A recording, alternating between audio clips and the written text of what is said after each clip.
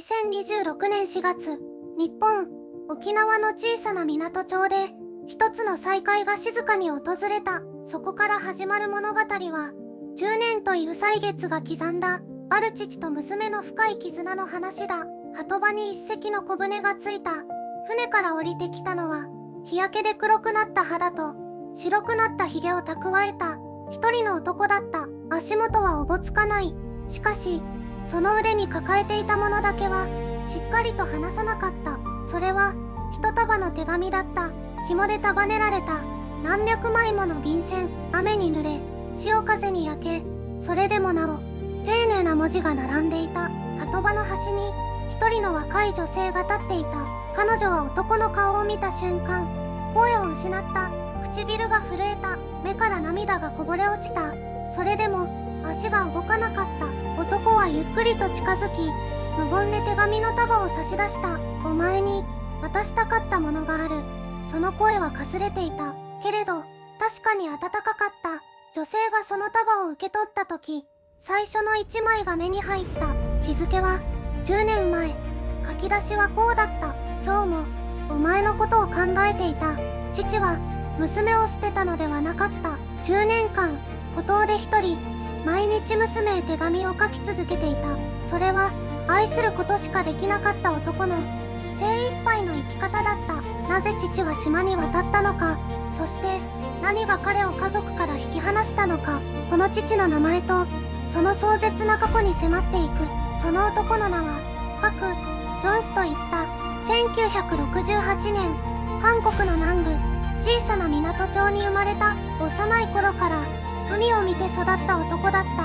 20代の頃には小さな貿易会社を立ち上げ、懸命に働いた。妻と幼い娘、3人のささやかな幸せがあった。しかし1990年代後半、アジアを襲った金融危機が全てを変えた。韓国経済は一夜にして崩れ落ちた。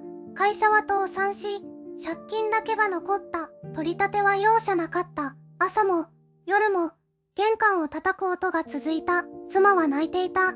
娘はまだ何も分かっていなかった。ジョンスは追い詰められていた。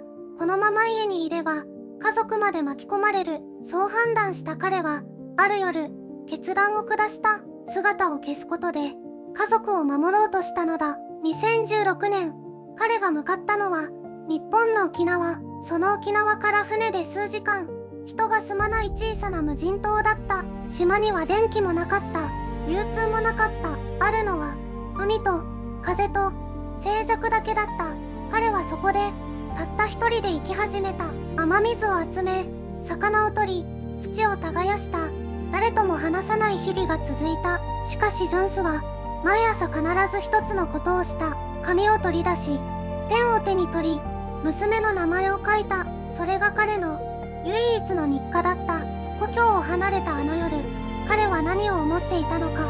そして幼い娘の顔を最後に見たとき、彼の胸の中には、どんな言葉があったのか。次は、父と娘の最初の記憶に迫っていく。ジョンスが初めて娘のユナを腕に抱いたのは、桜が散る春の朝だった。小さな手、小さな声、小さな命、その重さが彼の両腕に伝わってきた瞬間、ジョンスは言葉を失った。この子を守らなければならない。それだけを、ただそれだけを心の中で繰り返した。しかし時代は父親の誓いを嘲笑うように動いていた。1990年代後半、韓国を襲った金融危機は多くの家族を引き裂いた。ジョンスが経営していた小さな工場も例外ではなかった。借金は雪のように積み重なった。取り立ての電話が夜中にも鳴り響いた。玄関の前に見知らぬ男たちが立つようになった。妻は毎夜泣いていた。しかしジョンスの前では泣かなかった。ユナはまだ何も知らなかった。父の膝の上に乗り、無邪気に笑っていた。その笑顔がジョンスには眩しかった。そして痛かった。ある夜、ジョンスは妻に言った。俺がいると家族が危ない。妻は何も言わなかった。ただ静かに涙を流した。翌朝、ユナが目を覚ます前にジョンスは家を出た。振り返らなかった。振り返れなかった。しかし歩きながら彼はポケットの中をそっと握りしめた。そこには一枚の写真があった。生まれたばかりのユナを抱く、あの朝の写真だった。父が娘に贈れるものは、もう何もなかった。しかし父は、消えたのではなかった。遠い島の土の上で、娘のために言葉を刻み続けた。その言葉たちは、やがて一つの奇跡を生み出すことになる。島の土は、乾いていた。雨が降らない日が続いても、ジョンスは毎朝同じ時間に目を覚ました。夜明けの光が水平線を染める前に、彼は小さな机に向かった。紙と一本の鉛筆、それだけが彼の世界だった。最初の手紙は短かった。ユナへ、今日も元気でいるか。父は生きている。それだけだった。しかし翌朝も、また翌朝も、彼は書き続けた。娘が笑っている顔を思い浮かべながら、娘が泣いている声を想像しながら、10年という歳月は残酷なほど長い。しかしジョンスにとって、その時間は止まっていなかった。手紙を書くたびに、娘は成長した。島の中だけで、父と娘の時間は流れていた。雨の夜には、ユナが風邪をひいていないか心配した。嵐の朝には、学校へ無事にたどり着けているか祈った。何一つ確かめる術はなかった。それでも父は、書くことをやめなかった。書くことだけが、父でいられる唯一の方法だったから。手紙の束は、やがて膨らんだ。100枚を超え、200枚を超え、300枚に届こうとしていた。一枚一枚に、日付が記されていた。2026年の春、ジョンスはついに島を離れた。10年分の手紙を胸に抱えて、波に揺られる船の上で、彼はただ前を見つめていた。怖かった。娘が自分を憎んでいるかもしれない。捨てられた、と思っているかもしれない。しかしそれでも、会いに行かなければならなかった。父が娘に渡せるものは、お金ではなかった。誠実に生きた時間の証だった。その証が、やがて二人の間に、静かな光をもたらすことになる。誰にでも、忘れられない季節がある。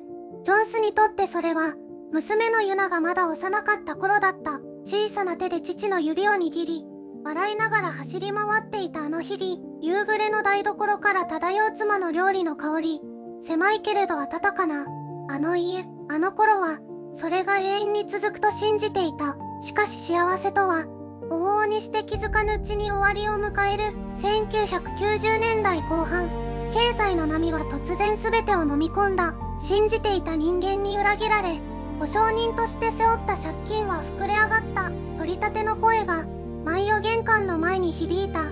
妻の表情が、日に日に険しくなっていった。ユナだけは、何も知らずに笑っていた。その笑顔が、ジョンスには一番からかった。守りたい。でも、もう守れないかもしれない。そんな夜が続いた。ある朝、彼は静かに家を出た。さようならも言えなかった。言えば、きっと足が止まると分かっていたから、自分がいることで、家族に危険が及ぶと思っていた。身を隠すことが、唯一の愛情表現だと信じていた。沖縄の小さな無人島にたどり着いたのは、それから間もなくのことだった。誰もいない場所で、彼はペンを握った。届けられないと分かっていても、書かずにはいられなかった。今日のユナは何をしているだろう。笑っているだろうか、泣いていないだろうか。10年という歳月は、そうして一枚一枚の手紙として積み重なっていった。それはやがて、父と娘をつなぐ唯一の橋となる。誰かが旗にいなければ、人は簡単に折れてしまう。孤島での暮らしは、想像以上に過酷だった。雨が続く夜は、全てを諦めたくなった。娘の顔を思い浮かべても、その輪郭が滲んでぼやけていく夜があった。もう帰れないのではないか。いや、帰る資格などないのではないか。そんな問いが、父の心をじわじわと蝕んでいった。その時、父を救ったのは一人の老漁師だった。島の近海でこまごまと漁を続けていた、無口な老人だった。言葉は多くなかった。ただ時折、小舟で立ち寄り、乾いた食料を置いていった。ある嵐の翌朝、老漁師は父の書きかけの手紙を見た。何も言わなかった。ただ静かにうなずいて、こうつぶやいた。書き続けろ。それがお前の生きる理由だ。その一言が、父の背中を押した。ペンを持つ手が、再び動き始めた。娘よ、今日も雨だった。娘よ、今日は海が穏やかだった。娘よ、おお前が笑っている姿を夢で見た。手紙は、父が自分自身に言い聞かせる言葉でもあった。諦めるな。まだ終わっていない。お前には、帰らなければならない場所がある。老漁師はその後も、何度か島に立ち寄った。多くを語ることはなかった。しかしその存在だけで、父は孤独の淵から引き戻された。人は一人では生きられない。それは、華やかな社会の中でも、人気のない孤島の中でも、変わらない真実だった。父が島を離れる日、老漁師の姿はなかった。ただ小舟のへさきに、小さな魚が一匹、置かれていた。言葉の代わりの、鼻向けだった。父は深く頭を下げ、そして海へと漕ぎ出した。10年分の手紙を胸に抱えながら、その期間が、父と娘の間に、静かな変化をもたらすことになる。父が島を離れたのは、2026年の春のことだった。沖縄の小さな港に、一艘の小舟が静かに戻ってきた。10年という歳月が、その船を追いさせていた。しかし、父の目は、以前よりも澄んでいた。娘はその日、港で父を待っていた。連絡を受けたのは、わずか3日前のことだった。胸の中には、怒りがあった。悲しみがあった。そして、どこかに、会いたいという気持ちもあった。父は船から降りると、しばらく娘の顔を見つめた。言葉が出なかった。ただ、震える手で、風呂敷に包まれた束を差し出した。それが、何百枚もの手紙だった。娘は最初、受け取ることができなかった。10年間、何も言わずに消えた父への怒りが、手を止めた。しかし父は、静かに言った。読まなくてもいい。ただ、持っていてほしい。その夜、娘は一人で手紙を開いた。最初の一枚は、1990年代の金融危機の直後に書かれていた。父の字は、乱れていた。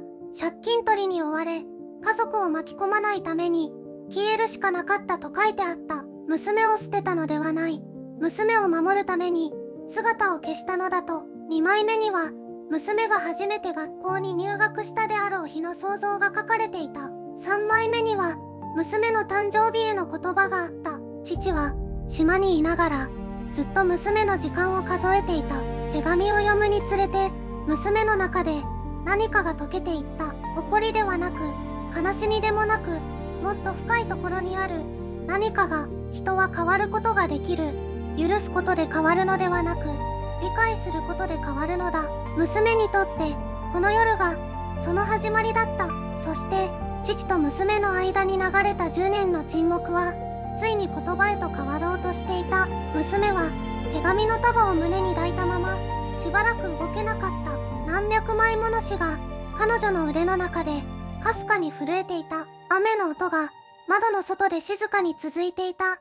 父が書いた最後の一枚には、こんな言葉があった。お前が笑っているかどうか、父には確かめる術がなかった。だから毎日、想像して書いた。今日のお前が、どんな顔をしているか、どんな声で笑うのかを。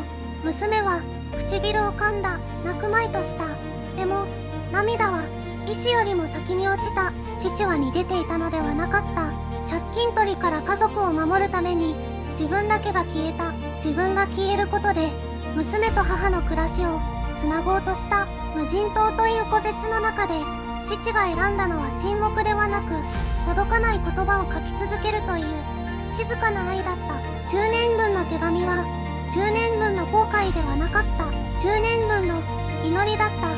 娘はゆっくりと顔を上げた。父は、テーブルの向こうで、何も言わずにいた。言葉を探しているのではなく、ただ、娘の時間を待っていた。娘は、震える声で、たった一言だけ言った。遅かったね。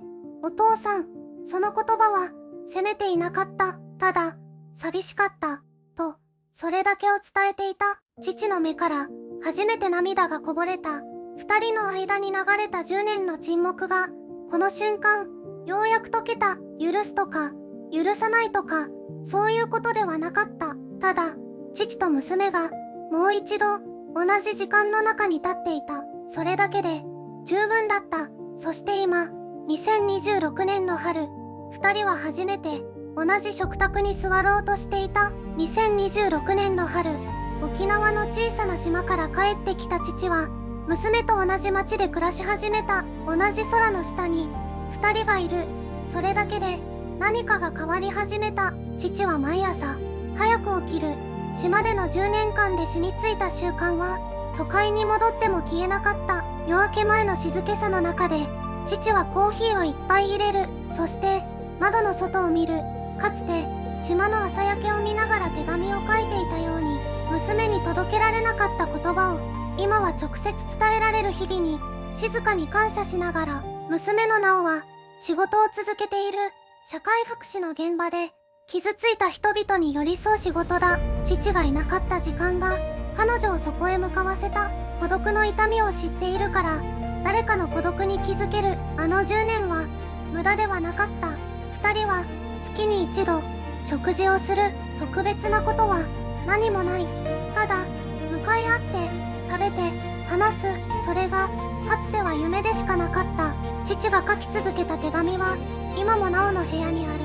何百枚もの便箋が一つの箱に収められている。全部はまだ読めていない。一度に読もうとすると涙が止まらなくなるから、少しずつ少しずつ読んでいる。ページをめくるたびに父が島で生きていた日々が目の前に広がる。孤独だった日も嵐の夜も娘の誕生日も全部がそこにあった。父は言う。生きていてくれてよかった。娘は言う。帰ってきてくれてよかった。その言葉だけでもう十分だと二人は知っていた。失われた10年は戻らない。けれどこれからの時間は二人のものだ。春の光の中で父と娘の物語は静かに新しい章を刻み始めていた。あなたは今誰かのことを思っていますか？連絡が取れない人、遠く離れた人、もう会えない人、もしかしたらその人もあなたのために何かを書き続けているかもしれない。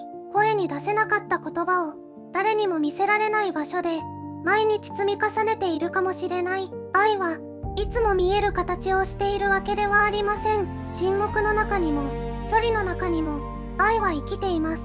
父が娘に渡した数百枚の手紙は10年という時間が決して空白ではなかったことを証明していました。失われたように見えた日々の中に確かなぬくもりがあった。2026年の春、小さな島から戻った一人の父が教えてくれたこと、それはどんな状況の中でも思い続けることをやめなければ思いは必ず届くということです。あなたの大切な人に今日言葉を届けてみてください。遅すぎることはきっとありません。